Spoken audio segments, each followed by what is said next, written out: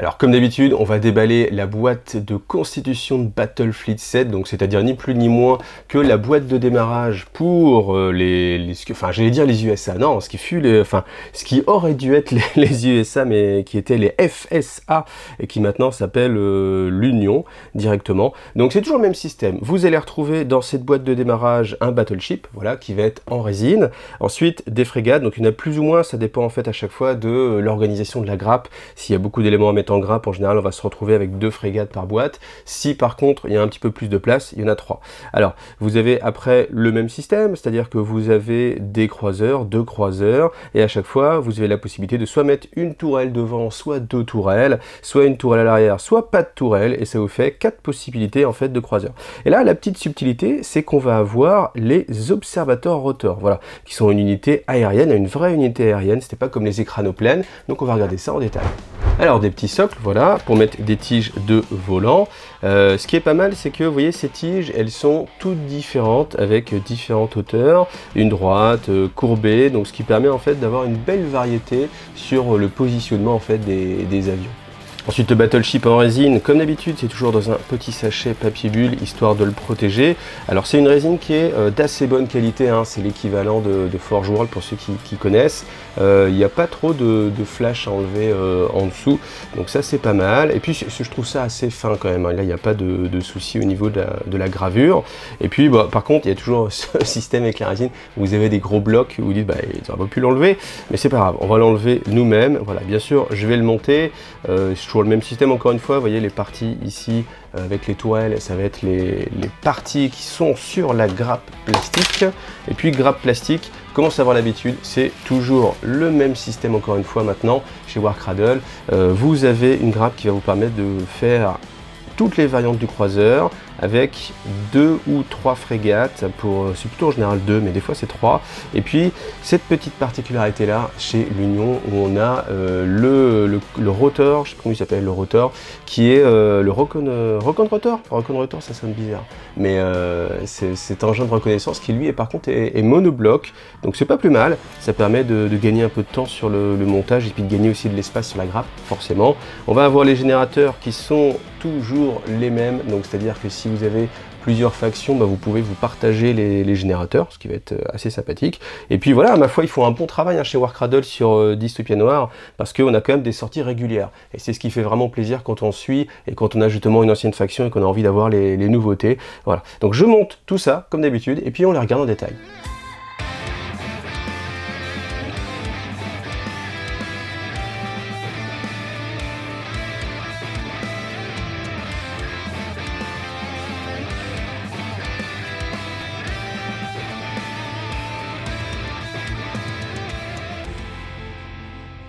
Alors ce qui est super, c'est que grâce à Warcradle, je peux recevoir en fait les figurines en avance pour vous faire l'unboxing et vous montrer ça. Par contre, l'inconvénient, c'est que la notice n'est pas encore disponible sur leur site, donc du coup, il faut cogiter un petit peu. Et là, comme je suis sur le passage de la frégate qui est un petit peu tricky, bah, j'ai décidé de vous le montrer en vidéo. Donc le principe, vous collez les 2 parties ensemble, voilà, vous avez cette pièce-là, et ce qu'il faut, c'est venir insérer le canon dans le plancher, comme ça, voilà. Vous voyez ici là, et après on vient simplement basculer. Alors c'est pas compliqué, vous voyez, ça tient très bien tout seul, donc pas de souci. Mais c'est vrai que si c'est pas très clair dans la notice, comme ça je préfère vous le montrer. Donc voilà la Battlefleet complètement montée. Donc l'avantage, c'est comme j'avais aussi l'ancien starter, bah, comme ça on va pouvoir comparer l'évolution des bateaux. Alors on commence avec les frégates. Donc comme vous le voyez, elles sont assez épaisses, hein, donc on va reconnaître toujours le signe distinctif de la faction, c'est la roue à aube, ça a été gardé. Après les canons Gatling qu'on a sur le côté, ça a été gardé aussi. Alors bah écoutez, moi je les trouve plutôt sympathiques hein, par rapport à ce qu'on a pu connaître. Je les trouve plutôt réussis. On va comparer quand même, vous voyez. Donc avant on était sur un look vraiment très péniche, c'est-à-dire que c'était très plat. Et puis la roue à aube au milieu, et on avait un peu l'impression qu'ils avaient mis, du coup, il fallait une tourelle, il fallait une sorte de moteur, il fallait une cheminée, et il fallait le poste de commandement, et puis voilà. Et que là, on a quelque chose qui est quand même un peu plus cohérent, qui fait un peu plus mastoc, et on a un peu plus envie de voyager dans ce bateau-là, et on pense qu'il peut plus aller sur la mer que celui-ci, où c'était vraiment une sorte de péniche, voilà. Donc ça, c'est pour le look de la frégate, que je trouve, ma foi, assez trapu, donc plutôt bien réussi quand même. Donc voilà les croiseurs, et comme à chaque fois, on a la possibilité de faire extra large ou extra court à l'arrière, extra large ou extra court à l'avant. Et puis ça permet d'avoir comme ça des vaisseaux, des croiseurs qui vont changer un petit peu, même si au final le look est un petit peu toujours le même au sein d'une faction. C'est peut-être ce que je pourrais reprocher par rapport à ce qu'on avait avant avec l'ancien Dystopia Noir, où quand il vous sortait des battle cruisers ou des choses comme ça, il y avait vraiment un look un petit peu différent. Là, c'est assez similaire, mais bon, au moins, ça permet d'aller vite et de développer en fait des factions qui sont rapidement jouables.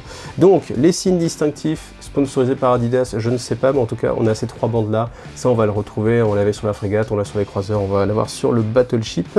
On retrouve aussi cette... alors moi, j'interprète ça comme une sorte d'aigle stylisé, voilà, qu'on va retrouver assez souvent. La roue à eau, bien évidemment. Alors, l'arrière, ça fait très nain, hein, je sais pas pourquoi, je sais pas si...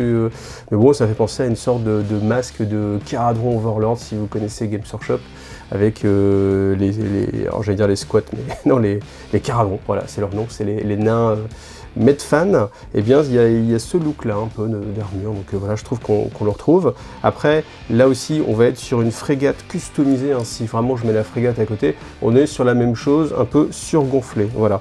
Alors les bâtiments sont vraiment assez hauts, peut-être même un peu trop hauts, je pense que j'aurais pas été contre les faire un peu plus bas, histoire que ça fasse un petit peu moins trapu en fait, et voilà. En fait, c'est un look, mais je pense que c'est le look qui se rapproche assez des nains si vous avez envie de prendre ça et les jouer dans un autre univers. Je pense que typiquement, là, vous avez une flotte naine par excellence. Donc on peut comparer par rapport à ce que c'était avant les croiseurs. Alors vous voyez, hein, au niveau de l'échelle, on est sur quelque chose de très très différent. Là c'est presque l'échelle du battleship, hein, je l'ai en dessous, on pourra comparer. Je trouve quand même que cela vraiment il me plaisait pas. Donc là je pense qu'on est quand même sur quelque chose de plus esthétique, d'un petit peu plus joli, puis c'est en plastique, donc c'est quand même plutôt sympathique. On va comparer avec le battleship, mais vous voyez, hormis la longueur, on est sur quelque chose qui est quand même assez similaire, hein. Ça pourrait vraiment passer pour le battleship à l'époque, et même une sorte de heavy battleship, ou de battle cruiser. Et puis au final, c'est vrai que quand on regardait celui-ci, je vous remonte quand même un petit peu plus en détail, c'était vraiment, on met quelque chose à plat, et puis dessus on met un maximum d'armement possible, on met des moteurs parce qu'il en faut des cheminées, toujours pareil, le même système. Bon, après, il y avait une sorte de logique, c'est-à-dire que c'était assez logique, ça sert à rien de faire un grand bateau si c'est pas pour le blinder d'armement, donc voilà, pourquoi pas. Mais là, je pense quand même qu'on est sur quelque chose qui est bien plus esthétique. Donc je vous ai monté le battleship, donc on va regarder maintenant le nouveau battleship. Donc franchement, ça ressemble au Dreadnought qu'il y avait à l'époque justement pour les FSA, parce que on retrouvait ce côté bâtiment qui ressemble en fait ni plus ni moins qu'à la Maison Blanche, hein. L'inspiration elle est assez classique, c'est ce qu'ils avaient l'habitude de faire chez Dystopia Noir, c'était de prendre la tour Eiffel pour les Français, la Statue de la Liberté, aussi pour les Français, et oui, je vous en parlerai un jour. Et puis de faire en fait typiquement l'architecture typique du pays et de le remettre en fait sur les bateaux. Donc c'est pour ça que là on avait droit tout simplement la Maison Blanche. Voilà, on y a encore droit maintenant. Le look plutôt pas mal. Là je trouve que le bateau il est assez haut, mais au final je le trouve un peu plus homogène. Il a des proportions qui moi me plaisent un petit peu plus. On a cet avant toujours massif avec les 3 bandes qui sont assez jolies, les petits aigles comme ça qui se répètent un petit peu partout. Et puis voilà, ma foi, je pense que c'est plutôt une réussite et on a une très belle gamme assez homogène. Maintenant on va regarder ce qui différencie vraiment l'Union par rapport aux autres factions, c'est les engins volants. Alors je vous mets un peu en plus grand. Donc on a droit à 2 observateurs rotors. Donc c'est simplement des sortes de... Alors en fait c'est des drones, typiquement, parce qu'avec 4 hélices comme ça, c'est ni plus ni moins qu'un drone. Je trouve que le style est très loin quand même, malgré tout, des croiseurs. On va pas retrouver quelque chose qui va ressembler en fait. Il n'y a aucun point commun, donc ça pourrait complètement être une autre flotte. J'aurais bien aimé au final qui nous remettent en fait le petit aigle, histoire que ça puisse vraiment se mettre avec. Voilà.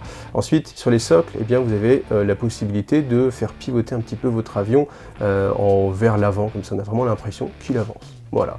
Et bien écoutez, voilà pour cette présentation. Moi je vais continuer comme ça à faire tous les unboxings sur les différentes flottes au fur et à mesure, tant que Warcradle est ok. Et puis bah voilà, je prépare bien sûr encore une fois le rapport de bataille, mais à chaque fois il y a de nouvelles choses qui sortent, donc du coup on dit attends, on va mettre, parce qu'il y a des îles qui vont sortir bientôt, et je me dis bah non, tant qu'à faire, on va montrer les îles, voilà. Mais ça arrivera, promis, un jour ou l'autre, ça arrivera. Merci à vous tous en tout cas, pensez à liker, à vous abonner, si vous voulez aider, le petit coup de Tipeee, ça fait toujours plaisir, et puis rendez-vous pour un prochain unboxing. À bientôt, salut à tous.